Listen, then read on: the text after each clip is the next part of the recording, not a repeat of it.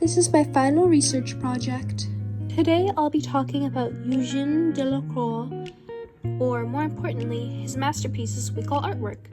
The two paintings I will be discussing are The Massacre at Chios, 1824, and Liberty Leading the People, 1830, two of his most famous paintings. Let's get into a little background information about Eugène Delacroix. He was born April 26, 1798, in the suburbs of Paris. He was the son of Charles Delacroix, a minister of foreign affairs, and he was on a mission to Holland as ambassador of French Republic when Eugène was born. His mother, Victoire Eben, was from a family of artisans and craftsmen.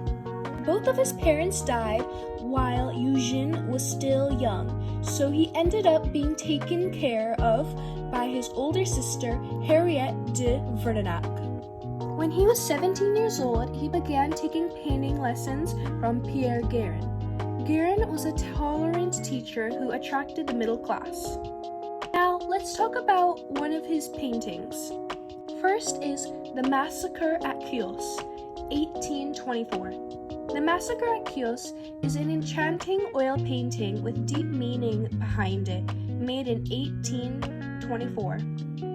Delacroix draws focus on turmoil and suffering encountered during the Chaos Massacre.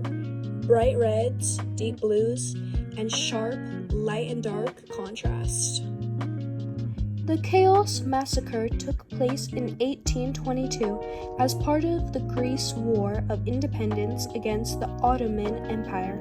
The artwork emphasizes on the bloodshed and torment endured by the Greek people through its hostile and chaotic style. The figures are distorted and overemphasized to suggest agony and despair. The sweeping lines add a sense of movement and instability.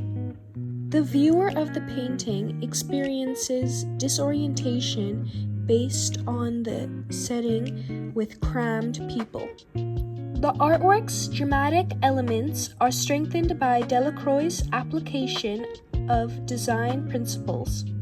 Rich, deep colors and soft blending are made by the oil paint, which heightens the dramatic effects and captures the scene's deep emotions. Chiaroscuro, the technique of using strong contrast between light and dark, also give the painting a sense of emotions. The Massacre at Chios is a product of the early 19th century, which was known as the Romantic period. Romanticism is characterized by strong focus on emotion, originality, and dramatic subjects it often addresses. The portrayal of a horrific historical event, the use of vibrant color, and the composition powerful quality are all elements of the Romantic style. Now, let's move on to another amazing painting of Delacroix's, Liberty Leading the People, 1830. Liberty Leading the People is another example of a Romantic art. The painting's chiaroscuro effect highlights the scene's emotional intensity by bright reds, blues, and dark tones.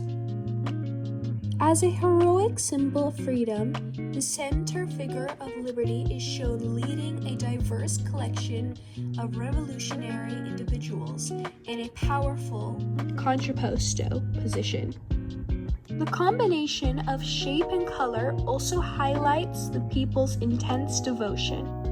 Liberty is leading the revolutionaries ahead. This diagonal movement heightens the urgency. The painting's emotional impact and visual depth are enhanced by the choice of medium, which gives the image an atmospheric perspective that entices the viewer to look closer.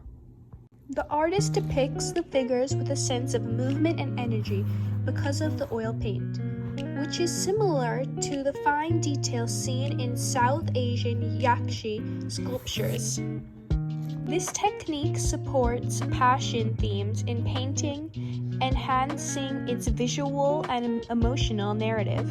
The painting honors the historical July Revolution of 1830 in France, which resulted in the foundation of the July monarchy under Louis Philippe and the fall of the Bourbon monarchy. The painting is also a symbol of the struggle for liberty and justice. Delacroix's work remains a crucial touchstone in art history for its emotional depth, historical context, and stylistic achievements. Finally, here's my works cited.